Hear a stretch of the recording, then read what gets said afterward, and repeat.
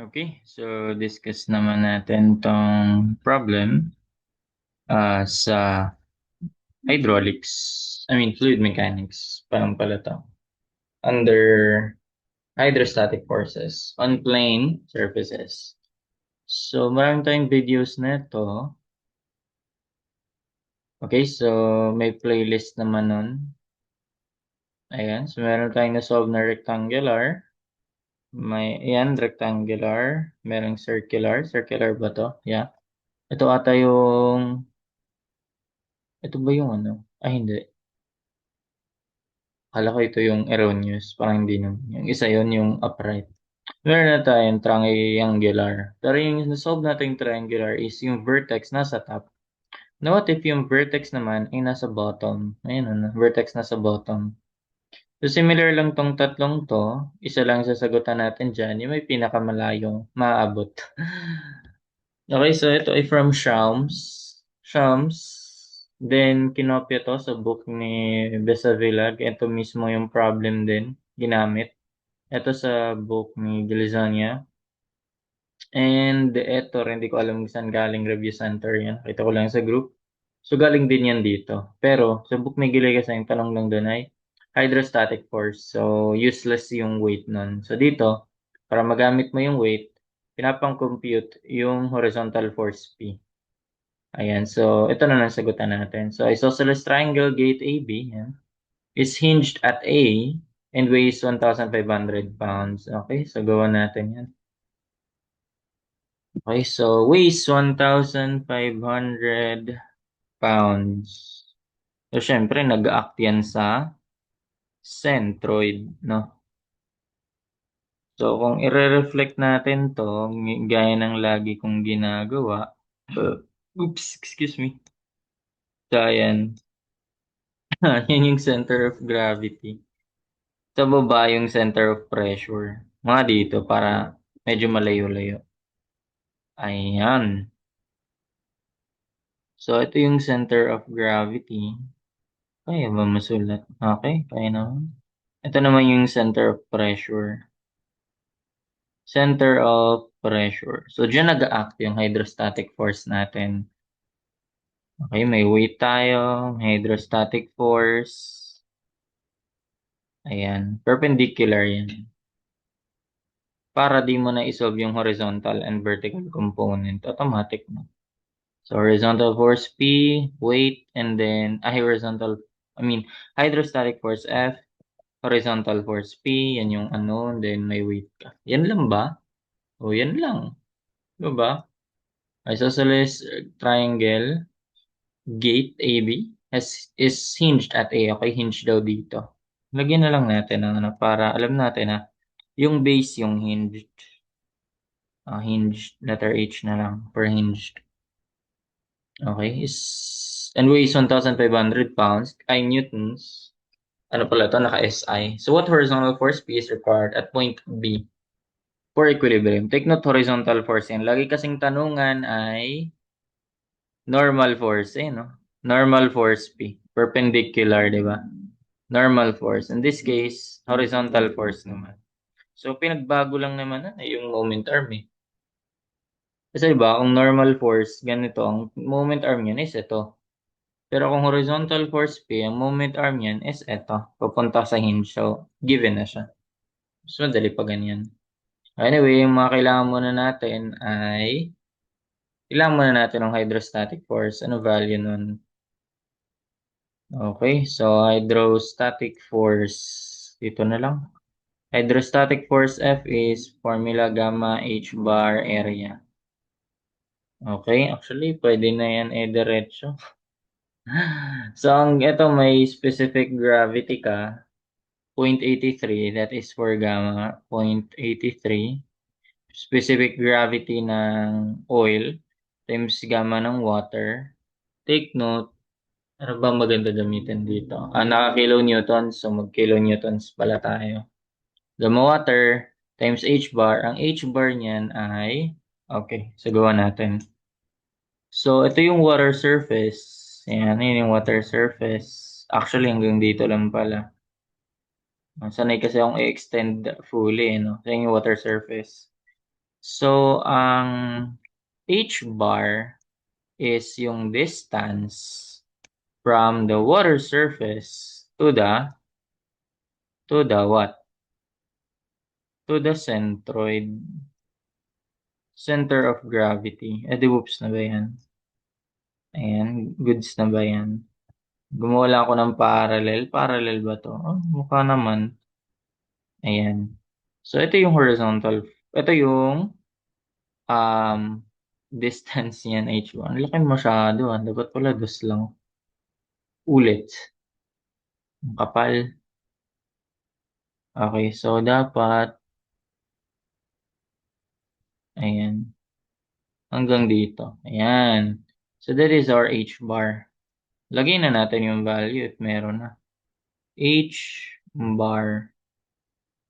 Ayan. So, that is 3 plus, ayun. O, madali lang to. Kasi, kung may relationship, linear lang relationship na ito eh. Kung ito yung height niyan, madalas kasi ito yung given sa, yung mga naunang problem, ito yung given eh, yung properties ng gate mo. Yung dimension, width and height, di ba? Base and height. Pero dito hindi binigay ito, ang binigay yung depth na to. So, pwede mo rin naman, same lang naman yan sila ng, um, ano ko ba siya ilagay? Ibahin ko na lang kulay. Same lang sila ng treatment. Kumbaga, ito nagagamit to sa topic na ano eh, analytic geometry. Ayan, yung pag-proportion mo sa line. Ayan, no? So, di ba sabi, center of gravity. Okay, so sabihin natin nandito yung center of gravity. Center of gravity. Yun lang naman yung kailangan natin. Hindi naman natin kailangan yung center of pressure, di ba? Okay, so yung center of gravity nandyan banda. Ganyan ko na lang. So, kung dito, nakabase tayo dito, that is, ayan, that is, kulang pala ako ng side. Sabihin natin ito ay length L, or ano na lang, horizontal, vertical, tas length L na lang. Ganyan. So, di ba that is, kung ito yung triangle mo, so dito yung base, nandun yung 1/3. Pag galing ka doon, pupunta sa center of gravity, that is 1/3 ng buong length. So, ibig sabihin, this is, kapal naman na ito. So, this is 1/3 ng length. Okay? And then, yung isang part, yung etong baba, 2/3 naman yan. 2/3 naman yan ng length. Okay? So, 2/3, okay, goods na yan. 2/3 naman yan ng length. Kapag ipo-project mo siya dito, and ito, ganun din yun. Diba, linear lang relationship nila. Ibig sabihin, kung dito, edi 1/3 to ng V, diba? 1/3 ng vertical, o ito naman, 1/3 ng horizontal. Ganun lang. Diba? Same lang yun sila ng proportion eh. Nasa galing sila dito. Ayan. Galing dito vertical, tapos galing dito naman horizontal. O, ganun lang. So, ibig sabihin, this is just 1/3 ng 2. Diba? So, this is just 1/3 ng buong height na yun. 1/3 ng 2.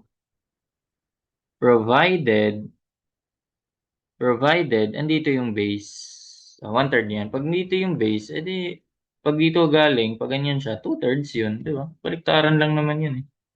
Okay, so ibig sabihin, meron ka ng h bar. So, that is 3 plus, pwede naman nating isulat, that is 3 plus, ito, yung 3 plus 2/3.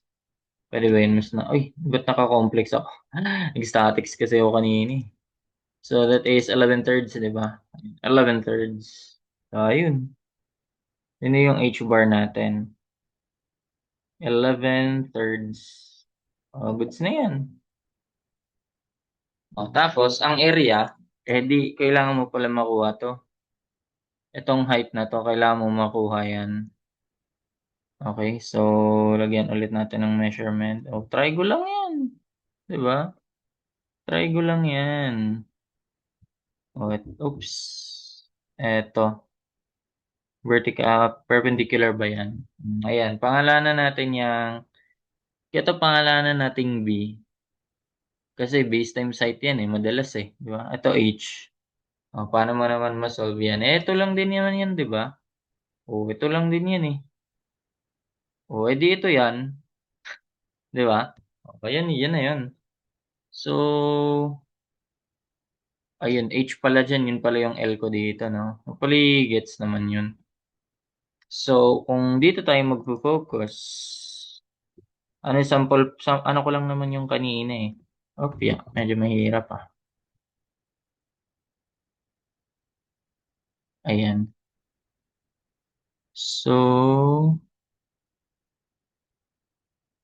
wait, wait. Ito green na lang.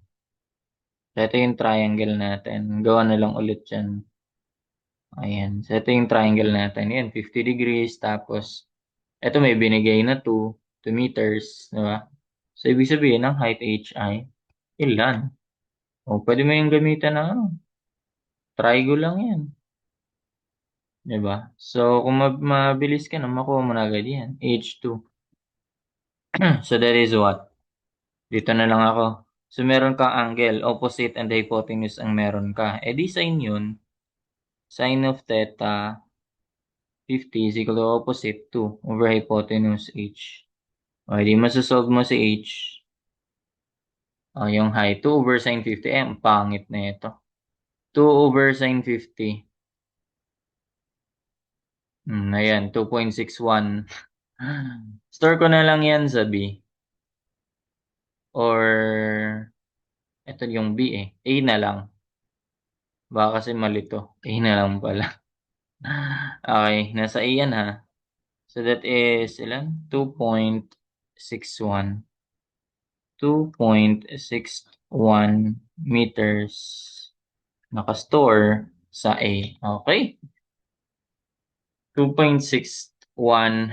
Okay na yan. 2 digits on 2 decimal places. 3 digits pala yun. Significant figures pa. Ayan, gamma. Tas H bar. Actually, pwede na lang natin isulat to as H bar. H bar.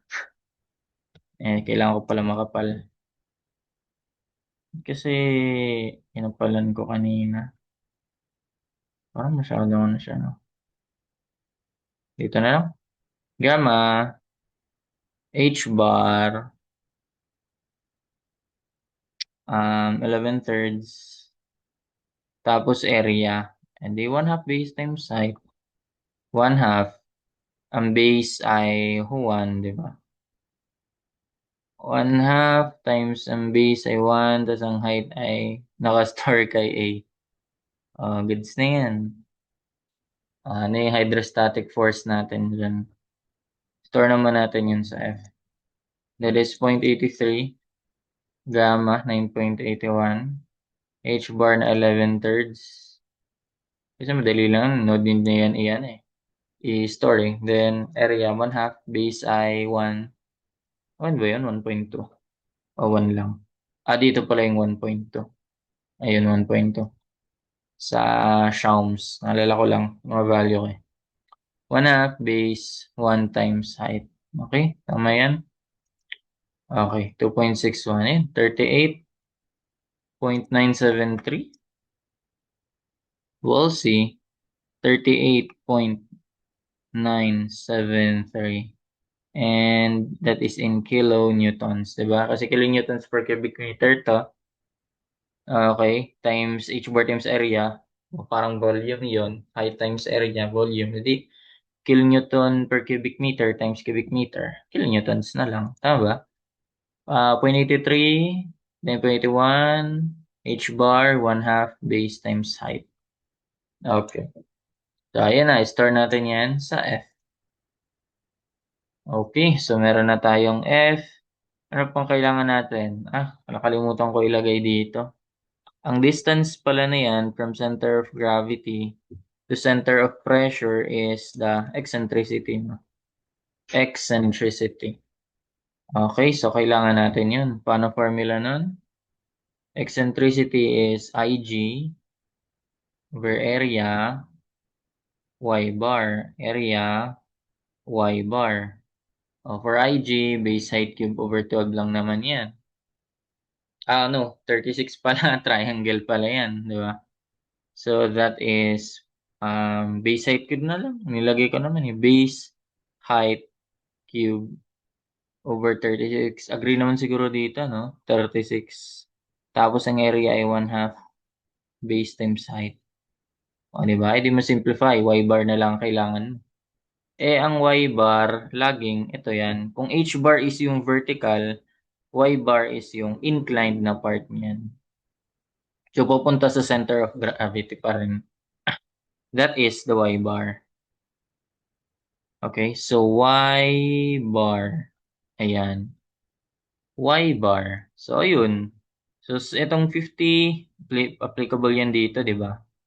Okay, itong 50 na to, yan din to. So, yun, opposite over hypotenuse lang din. Hindi parang ganito lang din yan. Diba? So, yung sine 50 is also equal din yan sa opposite na h bar over y bar. Diba? So, h bar opposite over hypotenuse na y bar. Dito ko na lang dinagdag kasi equivalent naman yan sila eh.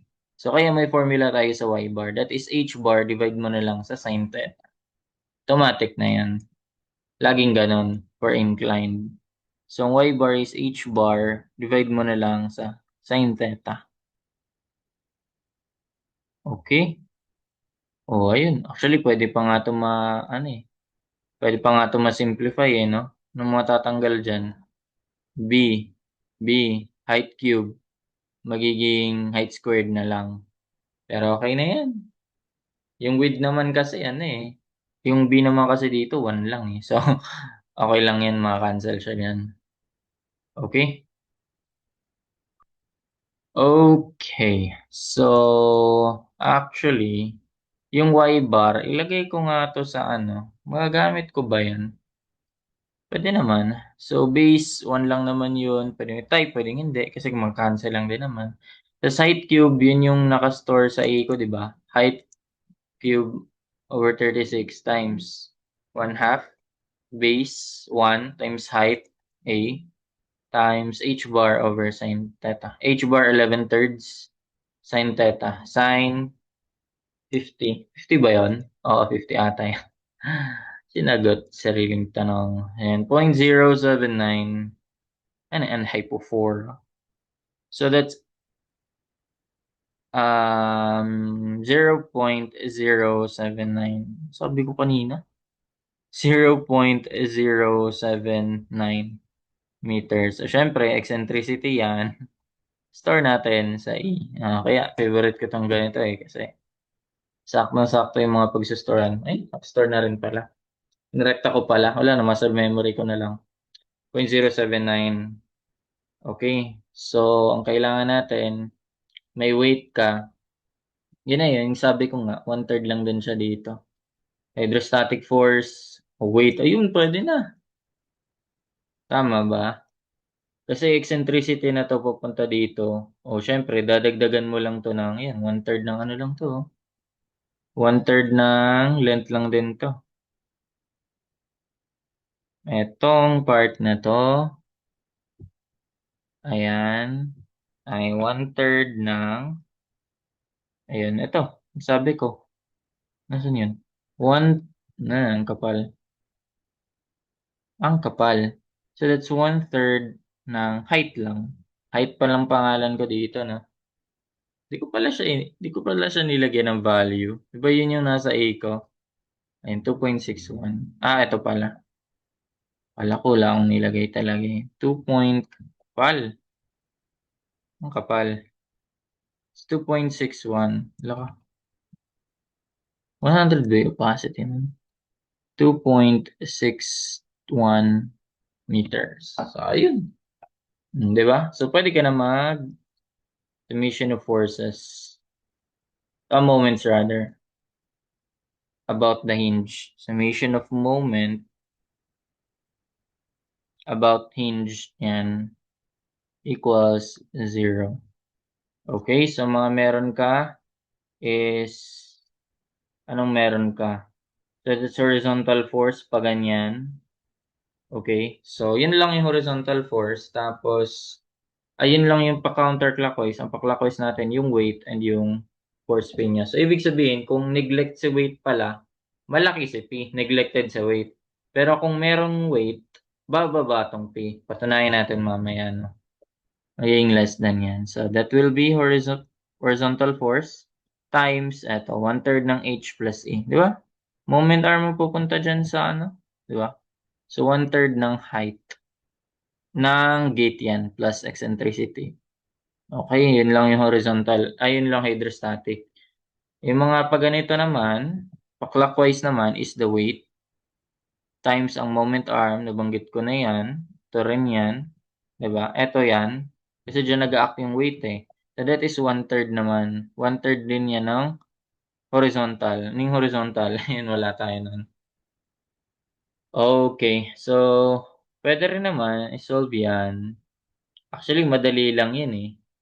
Kung given na to, meron ka ng hypotenuse. Okay, so discuss natin. So meron ka na nitong hypotenuse. Okay, so madali na lang yan. Lagayin mo, sin 50 is equal to opposite. Diba? Sabihin natin ito yung vertical, ito yung horizontal. Opposite, vertical, over hypotenuse. Diba? So, ibig sabihin, ang vertical is just hypotenuse times sin 50. Diba? So, ang vertical is just hypotenuse times sin 50. O, kapag horizontal naman, so that's cosine naman. Cosine of 50 is equal to adjacent horizontal over hypotenuse h. O, diba? So, ang horizontal naman is h times cosine 50. Height or hypotenuse times cosine 50. O, diba? Dali lang siya. Pwede ko na lang yung gawing xy, ganyan. O, so, that is 1/3 weight. And yung weight niyan, that is 1/3 ng horizontal distance na to, which is yung h. O, yun. 1/3 ng h. And ang h is h cosine 50. Yan, di ba? Height cosine 50. Okay, tama ba yan? That is weight times this one, 1/3. Okay? And then yung horizontal force P. So, moment arm nito is automatically, ito na yung moment arm 2. So, that's plus 2P na lang. No? Plus 2P. Okay? So, tama na ba yan? No, 2P kasi dos to. Ayun, pwede na yan. Masolve mo na to. So, that is what? Okay, so that is horizontal force, hydrostatic force times 1/3 ng H. Diba nasa iyon? Plus eccentricity. Tapos, minus ko sa weight na gagawin kong 1.5 since naka kilonewtons lahat, diba? 1.5 times 1/3 ng H. Yun yung A. Times cosine of 50. Then, divide ko na lang by 2 para makuha ko yung horizontal force. Ayun, yung hydrostatic force, yung height ng gate, yung eccentricity, and that is 18 kilonewtons. Di ba? So, ang force P natin, horizontal force P is 18 point what? 18.081. 081 kilonewtons. Okay, so ayan siya. Okay, paano yung sinabi ko kapag neglected si weight? O, tatanggalin mo lang si weight. Paano ko nasabi na mas malaki, ano ba sabi ko kanina? Mas malaki siya kapag walang weight. Kapag may weight, ayun, liliit na siya. Ay, ito na, direct sub na pala yun. Di ba? 18.5 pag walang weight. Kasi, yung weight and yung force P, same sila ng direction, pa-clockwise sila parehas. O yung force P counterclockwise din. Nalito na. Ay, clockwise nga. Pa-clockwise din. Ayan, yung weight is clockwise and yung P is pa-clockwise din. Kaya, ayun, kung wala yung weight, di salol yan lahat ni P, 'di ba? So, mas malaki siya pag walang weight. Pag may weight, mas maliit naman. Ganun lang yun, 18 kilonewtons. Ayun yung pinakamalayo lang. Actually, ginawan ko yan ng program din, no? Ayan. So, ayan. Given, ito kasi sa Shams kasi 9.79 yung ginamit na ano eh, na unit weight ng water. Yung naka 20 degrees Celsius at hindi yung naka 4 degrees. Kasi pag 4 degrees, diba, 9.81. Ito pang 20 degrees Celsius yan. And then, yung, ayun, 0.83 ang specific gravity. Tapos, ang width ay 1 lang. Height ay, actually, ano to, operational to. So, 2 and 50. Ayan, 2 and 50. 2 and 50. Okay, so 50 degrees to. Then yung distance from the water surface to the top of the gate, water surface to the top of the gate, that is 3 meters. Okay, so ayun. Then yung weight. Okay, yan kapag walang weight, 18.5. Diba? 10.46. Ano to? May ano? Ano ba ginawa kanina? Ba't naging exact? Ba't ano? Okay, 9.79 kasi to. 9.81. Ayun, 18.5, diba? Pero kapag nilagyan mo ng weight na 1,500 newtons or 1.5 kilonewtons, ayan, bumaba siya. 18.08. So, ganun lang. Okay, so try natin sagutan tong iba. Okay, ito, isosceles triangle gate shown in the figures hinged at A, no? And weighs 1,500. Same problem, pero ito total hydrostatic force lang. Ito lang din yung pansin ko pinagkaiba, yung water surface to the top of the gate. From water surface to the top of the gate. This one is 3. Ito ay 3.5. Yun. Kung papalitan lang natin pala yung 3 ng 3.5. So anong pinagkaiba? Hydrostatic force ay naging 44 naman. And 38.97 yung kanina, tama ba? 38.97 ngayon 44 naman siya pag 3.5. Siyempre, mas malaking ano yun, mas malaking H-bar yun kapag ganun, di ba? From water surface to centroid kasi yung H-bar eh. Okay, so ayan siya. And etong sa Shams, ayan, ito wala ring weight to. Okay. So ito lang pinagbago. Ito lang yung sa Shams. Try nyo lang din kasi nyo i-solve manually. 9.79 na gagamitin ko na ito. Then this one is 0.82. Specific gravity ng oil, 0.82. Then ito ay 1.2 na. Then ito ay magiging ano to. So that's 3 and 60 na. Ay yung kanina. Kasi yung naka-default kanina. Yung nauna kanina. 3 and 60. Okay, then 60 degrees. Dapat pala inuna ko na lang to, no? Oo nga, no? Hindi ka naisip yun. Ayan, kung anong value na ito. Then that is 2 meters na lang. From water surface to the top of the gate, magiging 2 meters na lang siya. And ang weight of the gate ay wala pa. Pag walang weight of the gate, ito yung answer, 22.478. Pag meron, sabihin natin 1.5 din. So, ayan, bababa rin siya. 22.189, 22.478 pag wala. Pag may weight ng gate, consider mo 22.189 na lang.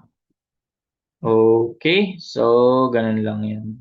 Isa lang sinagutan natin, pero hopefully, kaya na magsagot ng ganito kapag nagka-encounter ulit. So, guess that's it for this problem. Hope you learned something.